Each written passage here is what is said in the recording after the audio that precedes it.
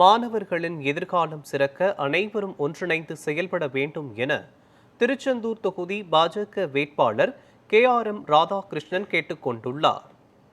தமிழக சட்டமன்ற தேர்தலை ஒட்டி திருச்செந்தூர் அருகே உள்ள ஆறுமுகநேரியில் தேசிய ஜனநாயக கூட்டணியின் செயல் வீரர்கள் கூட்டம் பாஜக வேட்பாளர் KRM ராதாகிருஷ்ணன் தலைமையில் நடைபெற்றது. இதில் அதிமுக, பாஜக, அமமுக உள்ளிட்ட கட்சிகளை சேர்ந்த 200க்கும் மேற்பட்டோர் கலந்து கொண்டனர்.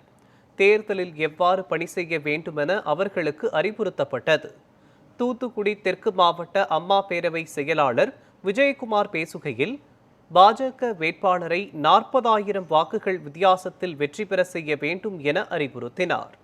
பாஜக வேட்பாளர் KRM ராதாகிருஷ்ணன் கூறுகையில், இளைஞர்கள் மற்றும் மாணவர்களை ஊக்குவிக்கும் விதமாக உடற்பயிற்சி நிலையமும் நூலகமும் அமைத்து தருவேன் என்றார்.